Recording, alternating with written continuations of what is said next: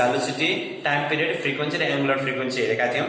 अब त्यतिसम्मको रिलेसन हेरिसकेपछि आज हामी बोर्सले के भनेको छ भने यो पोजिटिभ चार्ज न्यूक्लियसको वरिपरि अर्बिट्समा इलेक्ट्रोनको फ्लो हुन्छ, डी भेलोसिटी कुदिरहेको हुन्छ। इलेक्ट्रोनको चार्ज हो र चार्जको फ्लोले त करेन्ट कन्स्टिट्युट गर्छ भनेर भनेको छ। I = Q/T अनि Q भनेको यदि एउटा इलेक्ट्रोन छ भने 1e, दुईटा इलेक्ट्रोन छ भने 2e, n वटा इलेक्ट्रोन छ भने ne। त्यसैले Q को ठाउँमा हामीले क्यापिटल N E लेखे, n भनेको नम्बर अफ इलेक्ट्रोन्स, त्यसलाई divided by time is current. त्यसैले यो इलेक्ट्रोनको फ्लोले करेन्ट जेनेरेट हुँदैछ हो। यो करेन्ट पनि n र z सँग कसरी रिलेट राखिराख्दो रहेछ, n z सँग यो हेर्छौं। त्यसपछि करेन्ट कुनै पनि एउटा वायरमा मुभ गरिरहेको छ भने त्यसले magnetic field intensity B produce गर्छ पनि भनेको छ कार्डले। यो कसरी डिपेन्ड गर्दो रहेछ m z सँग। त्यसपछि एंगुलर मोमेन्टम र म्याग्नेटिक डाइपोल म्यू कसरी डिपेन्ड गर्दो रहेछ n र z सँग।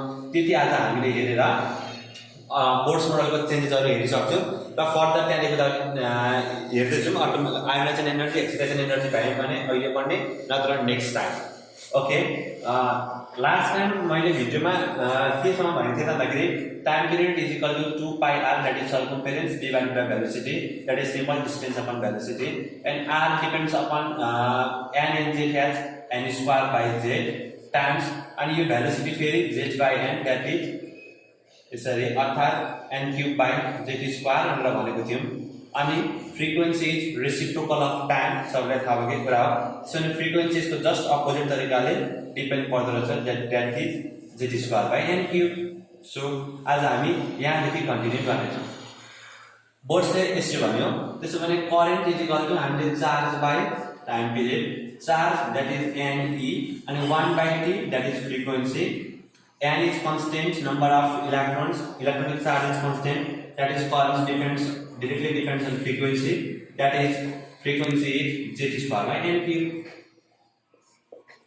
र यहाँबाट के देखिदैछ त भन्दाखेरि for a fixed atom, for z is equal to 1, for z is equal to 1, that is hydrogen atom को लागि m को भ्यालु बढ्दै गएन, अर्थात k सेल देखि l सेल अथवा l सेल देखि m सेल त्यसरी इलेक्ट्रोनको जम्प हुँदै गयो भने करेन्ट पनि डिफर हुँदै जाँदो रहेछ र n को भ्यालु बढ्दै जानु भनेको k को लागि 1, l को लागि 2 र n को लागि 3 बढ्दै जानु भनेको करेन्टको भ्यालु घट्दै जानु रहेछ। के थाहा पाइयो त भन्दाखेरि करेन्ट यहाँबाट के देखियो त भन्दाखेरि current is inversely related to cube of n भनेर थाहा पाइयो।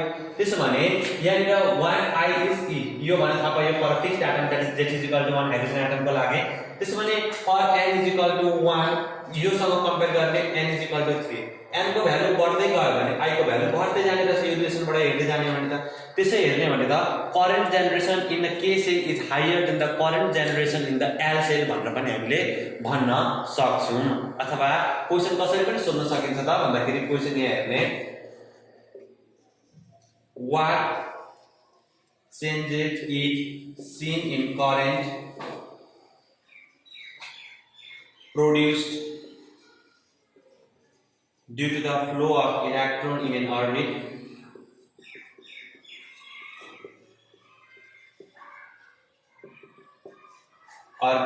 when it jumps from n is equal to 15 to n is equal to 18.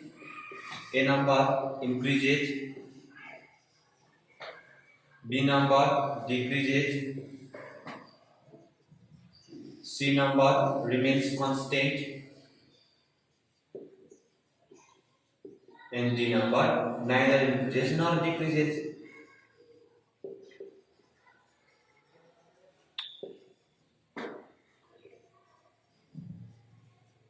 See, यहाँ हेर्दाखेरि त 15 देखि 18 n को भ्यालु बढ्दै छ, n को भ्यालु बढ्दै छ भने त I को भ्यालु घट्दै छ, I को भ्यालु घट्दै छ। यो रिलेसनबाट हेर्ने भने सो 15 देखि 18 मा गयो भने obviously the value of current decreases according to the relation this one। तर एउटै अर्बिटको लागि कुरा गर्ने हो, जस्तै n is equal to 2 को लागि, जस्तै n is equal to 2 अथवा सेकेन्ड अर्बिटको लागि कुरा गर्ने हो भने सेकेन्ड अर्बिटको लागि कुरा गर्ने हो भने n कन्स्टेन्ट रह्यो। त्यसमाने current depends as Z square by n cube. N cube remains constant. I is directly proportional to Z square. That is for hydrogen र helium को कुरा गर्ने हो भने के देखिन्छ त भन्दाखेरि I2 by hydrogen को लागि यो H2 लेख्ने I helium for second orbit भनेर लेखेको is equal to 1 by 2 को whole square. That is 1:4. यस्तो रेशियोमा हुँदो रहेछ। यो कुरा पनि थाहा पाइयो। त्यसरी क्वेशन सोध्न सकिन्छ।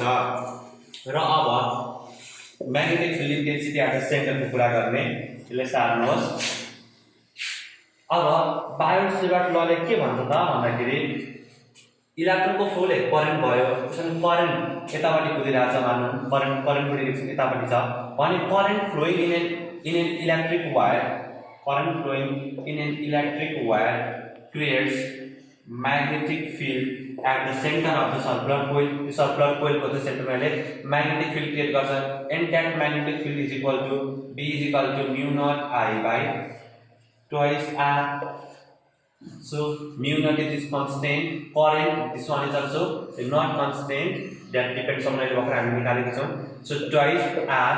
So बायोट-सेवर्ट लले भन्नु B is equal to mu naught I by twice R. जहाँ mu naught constant 2 पनि constant. So magnetic field intensity is directly proportional to I by R. त भर्खरै हामीले I को रिलेसन कति निकालेको छौं Z square by n cube. So it is Z square by n cube. अनि फेरि R कसरी डिपेन्ड हुन्छ त भन्दाखेरि भर्खरै भनेको छ n square by Z. अघिल्लो क्लासमा भनेको थियो R n square by Z यसरी रिलेट हुन्छ भनेर. सो यहाँ भन्दाखेरि के थाहा पाइयो त भन्दाखेरि magnetic field intensity derives with Z and act as the following relation. हो यो पनि सार्नुहोस् र यहीँबाट पनि करेन्टको जस्तै रिलेसन हुँदो रहेछ n को भ्यालु बढ्दै गयो भने b को भ्यालु घट्दै जान्छ. यसरी नै क्वेशन सोध्न सकिन्छ र n लाई कन्स्टेन्ट राखेर सेकेन्ड अर्बिट अथवा थर्ड अर्बिट दियो भने हामीले हाइड्रोजन हिलियम अथवा सोडियम जी को लागि पनि म्याग्नेटिक फिल्ड इन्टेन्सिटी को सेन्टरमा प्रोड्युस हुने निकाल्न सक्छौं चेन्जेस. र अब यति चेन्जेस सकिसकेपछि अब हामी अर्को टपिक पढ्छौं जसको नाम हो म्याग्नेटिक डाइपोल.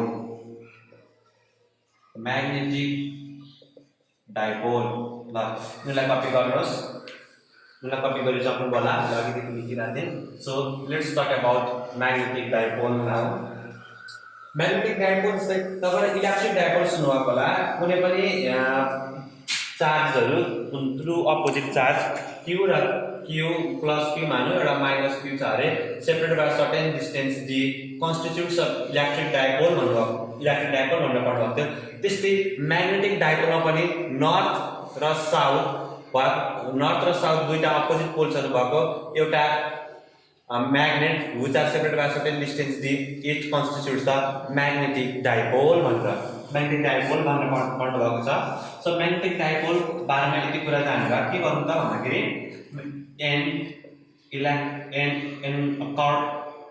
current carrying म फेरि भन्दैछु अघि कहिले काटे. सो magnetic dipole को कुरा गर्दाखेरि a current carrying circular loop of wire constitutes magnetic dipole. Magnetic dipole भनेको कुनै पनि एउटा सर्कुलर लूप अफ वायरमा करेन्ट पठाइयो भने यो वायरको एकातिर नर्थ र अर्कोतिर साउथ यसरी पोल डेभलप हुन्छ. नर्थ र साउथ पोल र त्यही नर्थ र south pole separate by certain distance constitutes the magnetic dipole. म त्यही पनि लेख्छु a current carrying circular loop of wire constitutes magnetic dipole. So it is similar to electric dipole. Electric dipole में दुईटा opposite charge हुँदै पनि यिनीहरु north र south poles हरु separated by a certain distance. And for a magnetic dipole it is denoted by mu. र यसको relation भनेको current times area. So magnetic dipole is given by the relation current times area except which of the following relation gives the magnetic dipole भनेर पनि सोधेको थियो. I times A र यसको unit रहेछ ampere metre square. So a current carrying circular loop of wire constitutes magnetic dipole भनेर पनि सोधेको. So mu is equal to I into A भनेर पनि सोधेको. A is the area of the circular loop of wire and I is the current flowing through it. त्यसैले हामीले यहाँबाट के हेर्न सक्छौं त भन्दाखेरि I is directly proportional to mu is directly proportional to I, and भर्खरै I depends as z square by n cube भन्ने निकालेको हो त्यसैले अनि a भनेको पनि pi r square that is r को स्क्वायर अनि अहिले फर r भनेको हामीले n square by z सँग डिपेन्ड पर्छ भनेको थियौं त्यसको होल स्क्वायर सो यहाँबाट के देखिँदैछ त भन्दाखेरि z square into n को power 4 by n cube into z square. So magnetic dipole depends on principal quantum number n, but it is independent for atomic number of different atoms. चाहे तो hydrogen को लागि होस्, चाहे तो helium को लागि होस्, चाहे तो किन सोडियम को लागि नै किन नहोस्, त्यो सबको लागि for a fixed orbit magnetic dipole is constant भन्न खोजेको तपाईहरुलाई क्वेशन सोध्यो how does the magnetic dipole of hydrogen atom and sodium atom, it is actually ion, differ with atomic number Z1 for hydrogen and Z2 for sodium. And the question is for a fixed orbit. Like A number of options directly proportional to Z1 and Z2.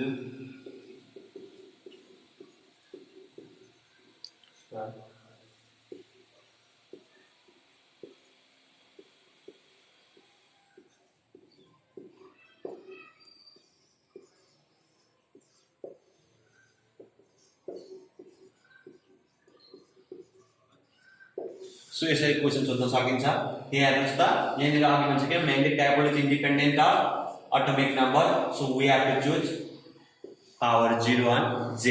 So यसरी पनि question सोध्न सकिन्छ र अब हामी last angular momentum को कुरा गरौँ एंगुलर मोमेन्टम को कुरा गरिसकेर हामीले चेन्जेस बोर्स मोडलमा डिफरेंट कुरा के क्रिएट हुन्छ भनेर सब पढिसक्यौं अब एंगुलर मोमेन्टम मात्रै बाँकी छ नि कति सो त्यति पढिसकेपछि आज हाम्रो बोर्स मोडलको चेन्जेसहरु चाहिँ सबै सकिन्छ सबै चेन्जेस कसरी हुन्छ भनेर सार्नलाई चेन्जेस मोस्ट इम्पोर्टेन्ट छ So we know angular momentum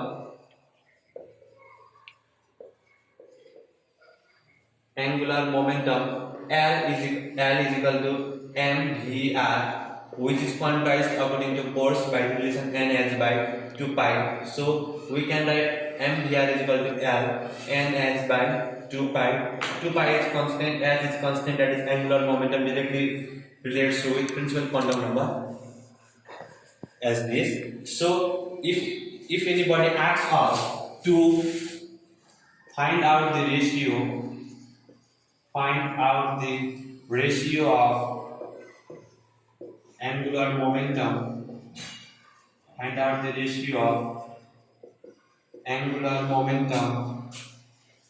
of hydrogen atom for second and third orbit.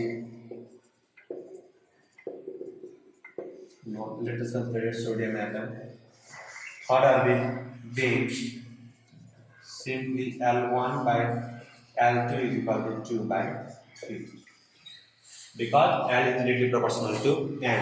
So यसरी आज हामीले एटमिक स्ट्रक्चर चाहिँ सक्यौं एटमिक स्ट्रक्चर को यति सकिसकेपछि अब हामीले बोर्स मोडलमा चेन्जेसहरु चाहिँ सक्यौं बाँकी रह्यो अब काइनेटिक एनर्जी टोटल एनर्जी र पोटेन्शियल एनर्जी त्यो कुरा डिस्कस गरेर आज हामीले बोर्स मोडलको चेन्जेस चाहिँ यहाँनिर सक्छौं यो सबै चेन्जेसहरु मैले अघिको क्लासमा पढाएको यो क्लासको एकदमै इम्पोर्टेन्ट छ सोध्न सक्छ so let's talk about total energy of an electron in an orbit is given by the relation minus m e to power 4 z square by 8 epsilon naught co square n square h square. Here negative sign indicates that electron is bound to nucleus.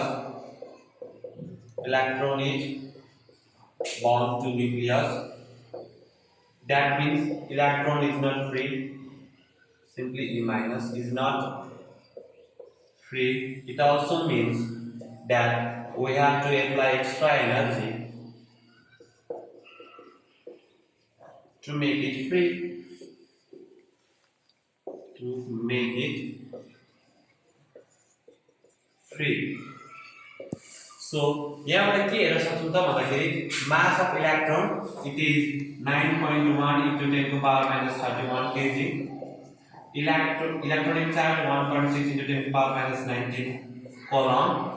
Z it is let it be constant. 8 constant. Epsilon naught it is 8.85 into 10 to power minus 12 coulomb square per Newton per meter square. And it is let it be there. And F is equal to 6.62 into 10 to power minus 34 joule second. यिनीहरु सबको value राख्दाखेरि के थाहा पाइन्छ त यहाँनिर भन्दाखेरि total energy is given by negative जस्ता जस्तै राख्नु 13.6 into J3 square by n square electron volt. So यिनीहरु सबको भ्यालु राख्दाखेरि यति थाहा पाइयो यति हुँदो रहेछ. फर्दर अब काइनेटिक एनर्जी र पोटेन्शियल एनर्जी पनि जानु. काइनेटिक एनर्जी को भ्यालु पनि यति नै हुन्छ but kinetic energy is positive that is 13.6 J3 square by n square electron volt. Kinetic energy को लागि त्यही हो रिलेसन. तर पोटेन्शियल एनर्जी स्लाइटली डिफरेंट हुन्छ. पोटेन्शियल एनर्जी भनेको चाहिँ नेगेटिभ m e को power 4 J3 square by 4 epsilon naught को square n square h square अर्थात टोटल एनर्जी भन्दा डबल हुन्छ. काइनेटिक एनर्जी भन्दा पनि डबल हुन्छ किनभने त्यहाँ 8 को ठाउँमा 4 आइसकेको छ. सो यहाँबाट हेर्ने भने चाहिँ कति लेख्न सकिन्छ त भन्दाखेरि negative 13.6 into 2 J3 square by n square electron volt. So potential energy kinetic energy र टोटल एनर्जी को रिलेसन यस्तो हुन्छ. म यो तलको मेटार अब अरु केही न्यूमेरिकल्सहरु गर्छु. ओके यहाँबाट के देखिन्छ त भन्दाखेरि टोटल एनर्जी काइनेटिक एनर्जी र पोटेन्शियल एनर्जीलाई हेर्ने हो भने kinetic energy is equal to negative total energy equal छ -13.6 थियो तर टोटल एनर्जी नेगेटिभ छ. टोटल एनर्जी र पोटेन्शियल एनर्जी दुईटै नेगेटिभ छ तर total energy is twice of potential energy.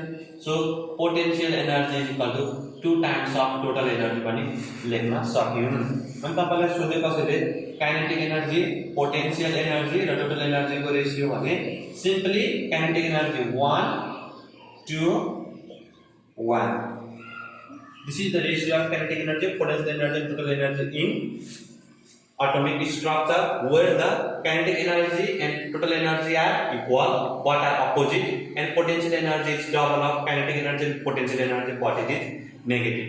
Simply कस्तो छ भने kinetic energy, potential energy र total energy, kinetic energy plus potential energy to total energy 10 joule छ यो total energy potential energy. Kinetic energy positive छ तर 5 जूल छ र अल्टिमेटली यो सिम्पली यति त हो. सिम्पली यस्तो रेशियोमा हुँदो रहेछ.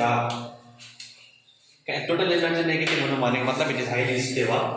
सो अब हामीले यति कुरा जानिसकेपछि यो कुरामा अब एउटा क्वेशन गरौँ.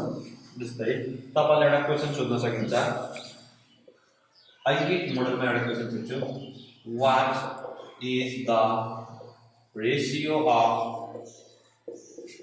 total energy of an atom for an fifth orbit? Total energy को हामीले रेशियो सोधेको छ थर्ड र फिफ्थ ऑर्बिट को लागि. यहाँबाट के देखिन्छ त भन्दाखेरि total energy is inversely proportional to यहाँबाट के देखिन्छ भने total energy is inversely proportional to square of principal quantum number. तर यसको अर्थ नेगेटिभ साइन छ. नेगेटिभ साइनको अर्थ के हो त भन्दाखेरि जस्तै सिम्पली नेगेटिभ साइन नभएको के बुझिँदै जान्थ्यो भन्दाखेरि n को भ्यालु बढ्दै जाँदा टोटल एनर्जी को भ्यालु घट्दै जान्छ भन्ने बुझिन्थ्यो. तर नेगेटिभ आएको कारणले गर्दा जस्ट अपोजिट बुझिन्छ. n को भ्यालु बढ्दै गयो भने टोटल एनर्जी को भ्यालु पनि बढ्दै जान्छ. किनभने मैले यसलाई लेज गरे अब सम्झनु किनभने यहाँ हेर्नुहोस् जस्तै म एनर्जी प्रोफाइल डायग्राम बनाउँदैछु. n1 is equal to 1, n2 is equal to 2, n3 is equal to 3. So let it be infinity. यहाँनिर n1 is equal to 1 मा हाम्रो टोटल एनर्जी यहाँ हाइड्रोजन एटमको लागि भने यो पनि 1 यो पनि 1 that is negative 13.6 electron volt. यहाँ 2 मा हेर्ने भने नेगेटिभ 13.6 into 1 को स्क्वायर डिवाइडेड बाइ दिस 4 लगभग के भनेको नेगेटिभ 3.43 12 1 अनि 4 नेगेटिभ 3.4 भोल्ट। यस्तै यहाँ पनि आउँछ होला नेगेटिभ 1.4 समथिङ कति आउँछ समथिङ यस्तै कति हुन्छ यसको रेन्जमा होला। अनि यता इन्फिनिटीमा गर्दाखेरि नेगेटिभ 13.6 into 1 को स्क्वायर बाइ इन्फिनिटी को square is 0 electron volt. So यहाँ कम्पेयर गर्नु पर्ने फर्स्ट ग्राउन्ड स्टेटमा नेगेटिभ 13.6 सेकेन्डमा नेगेटिभ 3.4 1.4 र 0 भनेपछि सबभन्दा टोटल एनर्जी मिनिमम कहाँ रहेछ भन्दाखेरि ग्राउन्ड स्टेटमा नेगेटिभ 13.6 इलेक्ट्रोन भोल्ट र यसको म्याक्सिमम एनर्जी कहाँ रहेछ भन्दाखेरि इन्फिनिट स्टेटमा कति रहेछ भन्दा 0 इलेक्ट्रोन भोल्ट। अर्थात् n को भ्यालु बढ्दै जाँदाखेरि टोटल एनर्जी भ्यालु बढ्दै जान्छ किनभने नेगेटिभ 13.6 भन्दा त नेगेटिभ 3.4 ठुलो त्यसैगरी नेगेटिभ 1.4 ठुलो। सो यो रिलेसनले जे भने पनि n स्क्वायरसँग इन्भर्सली प्रोपोर्सनल भन्यो भने नेगेटिभको कारणले गर्दाखेरि बढ्दै जान्छ n बढ्दै जाँदाखेरि टोटल एनर्जी। सो हामीले यो रिलेसनलाई अब रङ भनेर टोटल एनर्जी र पोटेन्शियल एनर्जीलाई नेगेटिभ छ। सो टोटल एनर्जी र पोटेन्शियल एनर्जीको रेसियो सोध्यो भने हामीले n स्क्वायर गर्नुपर्छ direct. although it is inversely related to n square in the formula। So यस्तो क्वेशन चाहिँ नबिगार्नुहोस्, चाहे पोटेन्शियल एनर्जी सोधोस् चाहे टोटल एनर्जीको रेसियो सोधोस् डाइरेक्टली प्रोपोर्सनलै भनेर जाने। थर्ड र फिफ्थ को लागि सोधेको छ भने सिधै 3/5 स्क्वायर दैट इज 9:25 लेख्नु पर्यो। पोटेन्शियल एनर्जीको रेसियो पनि 9:25 हुन्छ। बट यही केसमा तपाईलाई काइनेटिक एनर्जीको रेसियो सोधेको भए चाहिँ काइनेटिक एनर्जी अघि पोजिटिभमा थियो अर्थात् काइनेटिक एनर्जी इक्वल टु हामीले 13.6 mz²/m² लेखेको। सो यसमा पोजिटिभ भएको कारणले गर्दाखेरि n बढ्दै जाँदा काइनेटिक एनर्जी घट्दै नै जान्छ। नो डाउट यसको लागि चाहिँ 1/m² गरेर काइनेटिक एनर्जी थर्ड र फिफ्थ अर्बिटको लागि सोधेको थियो भने हामीले माथि 5/3 को स्क्वायर इट इज 25/9 लेख्नु पर्यो। सो कन्क्लुजनमा के थाहा पाइयो त भन्दाखेरि total energy and potential energy increases on increasing principal quantum number